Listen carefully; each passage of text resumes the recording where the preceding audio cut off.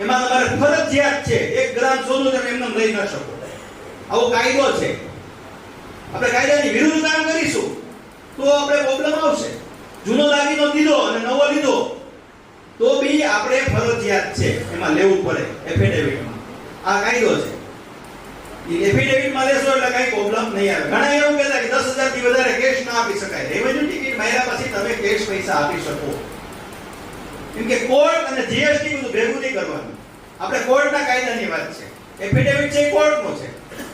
કોર્ટમાં એમાં મર્યાદા નથી કે આટલાનો એફિડેવિટ ન થાય. એવો કઈ મર્યાદા નથી. આ ખાસ ધ્યાન રાખવું. બીજું કે ગોલ્ડ વેલ્યુઅર. ગોલ્ડ વેલ્યુઅરની બહુ સમસ્યા છે. કોઈને કસોટીમાં આવડતું જ નથી ચેક કરતા. કસોટીની અંદર તમે ટચ કાઢી શકો. તમારે ક્યાંય કોમ્પ્યુટર ટચ કાઢવાની જરૂર ના પડે. કેટલી સેકન્ડ તમારે એસિડ રાખવો છે, આ છે તે છે. કેલ્ક્યુલેટર આવ્યું તો આપણે ગુણાકાર ભૂલી ગયા. હકીકતમાં ગુણાકારે આવડવા જોઈએ. કેમ કે કાલ સવારે કેલ્ક્યુલેટરમાં મિસ્ટેક થઈ ગયો એટલે આપણે કસોટીની અંદરમાં ટચ કાઢતા ગવર્નમેન્ટના અધિકારીઓ આવે છે અને કાર્યક્રમ આપણે અહીં રાણીગાવાડીમાં 2 વાર કરી ચૂક્યા છે. કામ શીખવાડવાનું. સોનાના ટચ કેવી રીતે કાઢવા, કેમ ચેક કરવું, કેવી રીતે ચકાસણી કરવું. ગવર્નમેન્ટ સર્ટિફાઈડ વેલ્યુઅર મળે, સર્ટિફિકેટ બી મળે સરકાર તરફથી. તો બેંકમાં જવું હોય અને આપણે સર્ટિફિકેટ લેવું એવું નથી. આપણી દુકાને તો આપણે વેચાતું લેવું છે. આપણે કેમ બેંકમાં ગીરવે મૂકવા જાવ? આપણે વેચાતું લઈ આપણે પહેલા ચેક કરવાનું છે કે આ દાગીનો કેવો છે. એટલે ગોલ્ડ વેલ્યુઅર બનવા માટે પણ અમારી સંસ્થાનો તમે સંપર્ક કરી શકો છો. ત્રીજી વસ્તુ આવે છે બંગાળી. બંગાળી યાર બધા વ્યવહાર કરતા છે. હું એમ નથી તો બંગાળી જોર છે.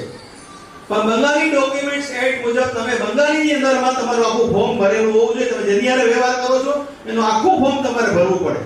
જો તમે આખું ફોર્મ ના ભરો અને તમે પછી બંગાળી ભાગી જાય પછી તમે કહો પોલીસ જવાબ નથી દેતી, નહીં દે.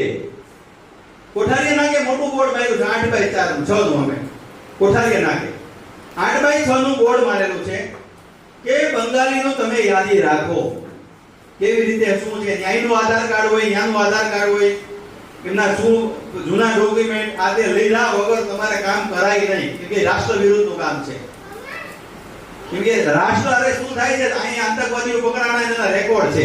રાજકોટના તો રેકોર્ડ છે કે આતંકવાદીઓ અહીંથી જ પકડાણા છે. તો આપણે એને સાથ સહકાર સરકારને રાષ્ટ્રને દેવો પડે. આપણો સ્વાર્થ પછી પેલા રાષ્ટ્ર પહેલા હોવું જોઈએ. ચોથી વસ્તુ છે કે જ્યારે બી તમે ગ્રાહક સાથે લેવડ દેવડ કરો છો, જૂનું તમે કે નવું લ્યો છો કે જૂનું તો નવું તમે આપો છો, ત્યારે તમે ઉધાર પૈસા કઈ બાકી રાખો છો તો એની સિગ્નેચર ફરજિયાત લેવી અને એમાં લખવું નીચે કે એસ્ટિમેટ કિંમત છે. જ્યારે પૈસા આપશે ત્યારે ફાઇનલ કિંમત થશે. આ કરવાથી તમે બચી શકશો. બચવાનું કારણ એક જ છે કે તમે જ્યારે કેસ કરવો હોય તો કરી શકો. તો પૈસાનો કેસ ક્યારેય નહીં થાય. જેટલા પૈસા આપ્યા છે એટલું જ હોનું બાદ કરવાનું, બાકીનું હોનું બાકી લખવાનું. આવું લખતા જાઓ. આટલા રૂપિયા બાકી એમ ના લખો તો એની એફઆઈઆર તમે ન કરી શકો. આટલું સોનું બાકી, એટલા રૂપિયા આપ્યા, એટલા રૂપિયાનું સોનું આવી ગયું આજના ભાવ મુજબ, હવે આટલું સોનું બાકી. ઈ સોનાને જ્યારે પૈસા આપે ત્યારે એના સોનું જમા થાય. અને ઈ સોનું ના આપે તો તમે કાયદેસર ફરિયાદ કરી શકો. કાચા બિલ ઉપર, પાકા બિલ ઉપર નહીં, પણ નીચે સહી નહીં હોવી જોઈએ. સાહેબને એવું જ કહેવાનું, કાચું પાકું તમે સમજાવો છો બધાને. તમારે એવું જ બોલવાનું છે કે સાહેબ આ માણસ મારી પાસે જાંગડ લઈ ગયો છે, આ એનું સહી છે, આ લખેલું છે, હું મને પૂરા પૈસા આપે ત્યારે હું પાકું બિલ આપું ને. બિલ હું કેટલા પૈસાનું આપું? ભાવ તો રોજ બંધગટ થાય છે. એટલે આ પ્રૂફ છે, એમની સાઇન છે અને એનો ડોક્યુમેન્ટ છે. આધાર કાર્ડની કોપી લઈ લેવાની. આ કરવાથી તમારે ફાયદો એટલો બધો રહેશે કે તમે એમ કહેશો કે વાહ આ પૈસા તરત હોનું નીકળી ગયું. આવું અમે હમણાં 7-8 જણાનું હોનું કઢાવી દીધું. કેમ કે રિકવરી માલની થાય.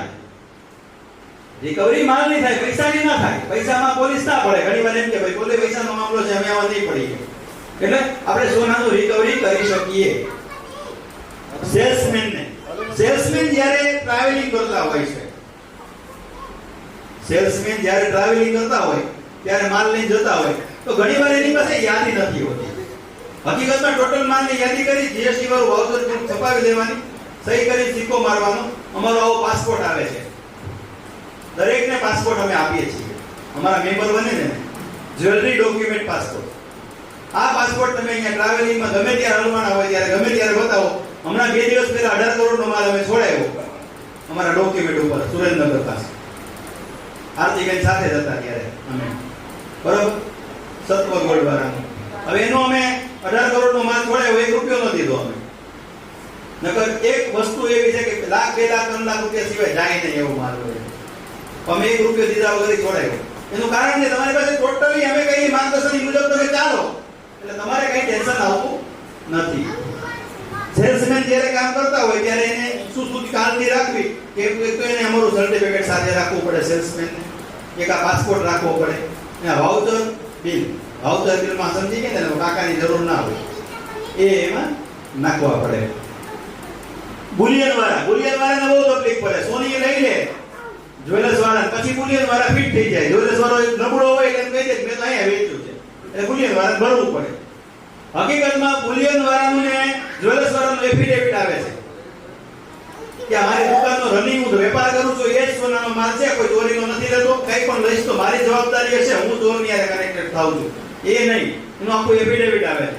એ એફિડેવિટ ઉપર એક જ વખત સહી કરાવવાની છે જ્વેલર્સ ચીફ, વારંવાર નહીં કે હું કાયમી વ્યવહાર કરું છું, બ્રાન્ડ ટુ બ્રાન્ડ બિઝનેસ કરીએ છીએ, મારી એક પેઢી છે કે એની પેઢી છે. એટલે જેથી કરીને કંઈ પણ આવે ત્યારે આપણે અધિકારી બતાવી શકે કે અમે બ્રાન્ડ હારે ખાલી માત્ર નોમિનલ કમિશનથી કામ કરીએ છીએ. એટલે એનું પણ એફિડેવિટ આપણે ભારત સુરકરમાં ઉપલબ્ધ છે. ત્યાર પછી વ્યાજે આપતા હોય ધીરધારની અંદરમાં અત્યારે બહુ જ બનાવ બને છે ધીરધારમાં. તો ધીરધારનું તમારી પાસે લાયસન્સ છે સીમિત નથી, એમાં પણ એક એફિડેવિટ ફરજિયાત છે ધીરધારની અંદરમાં.